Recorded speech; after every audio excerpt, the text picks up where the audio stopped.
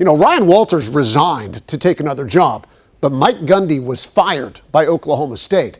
Gundy is synonymous with the Cowboys. He was their star quarterback. He played with Barry Sanders and Thurman Thomas. He was then an assistant coach before becoming OSU's all-time winningest head coach. But over the past 2 seasons, the wins stopped coming. At the same time, college football fully moved into its current form, where players are paid and constantly transferring in and out. Are those things related? Joining me in studio, KOCO Sports Director Brian Keating. When you consider, as we're talking about this evolving college football, athletics, landscape, the business of sports, I wanted just to pose the question this way.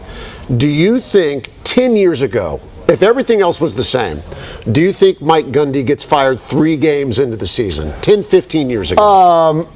Maybe not. I think you're probably right. The way that the transfer portal has changed things and the NIL has changed things, I think it's given people some liberty to fire coaches earlier than you would have thought. I think most people just kind of used to fire me, you let the guy go the full year.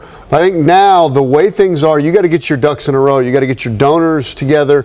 You got to get your NIL money together and your pitch to a new coach together. And so I think everybody wants to be first in a race to get their situation in order. So I think the answer is no. I think Mike Gundy eventually got fired because his team didn't win enough football games. Sure. Last couple of years have not been good enough for Oklahoma State.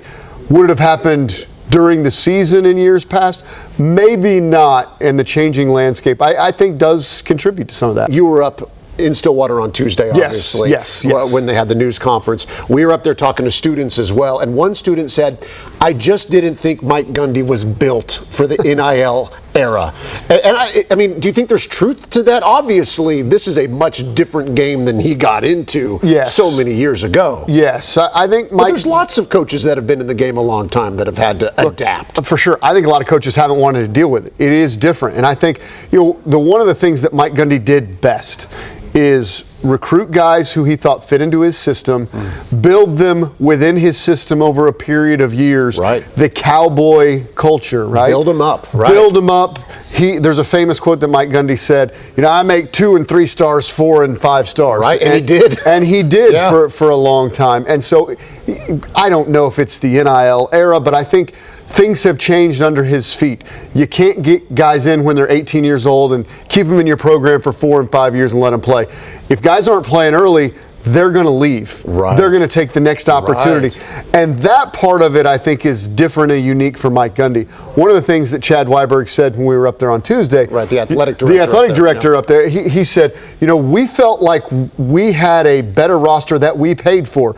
We thought we invested in a better roster to win more football games, and that hasn't happened. And so, look, I don't know if Mike Gundy was or wasn't built for the NIL era, but everything he had done previously has changed, and I think it is true that he was unable to adapt in a certain kind of way to succeed at this time. We got about a minute left. OSU had 18 straight winning seasons under Mike Gundy. He had 8 seasons of 10 or more wins. Yep. And so my question is, why can't a school like OSU, and this is almost like not a rhetorical, but every school is doing this nowadays. If you're that successful for that long, why not allow a bad season or 2 back to back? Why do we have to make those changes? I think they did allow for a bad season. That bad season was last year. And it was very bad. It was very bad. They didn't win a conference game for the first time in the history of the football program. They appeared to be destined for another season, which maybe they win 1, 2, 3 football games. And so it just appeared that it was time. And is it just now that this business is just so important, you just can't sustain losing for multiple seasons in a row? And it's not just losing. I mean, you're talking about winning 3 football games. You're talking about winning 2 or 3, losing bad. They haven't been competitive in a lot of football games. Right. That's what eventually got Mike Gundy fired. Everything else around college football that's changed probably contributed in some way, shape, or form. But at the end of the day, Mike Gundy didn't win enough football games the last few years. That is what got him fired. KOCO Sports Director Brian Keating. Brian, always good to talk to you. Yeah, you bet.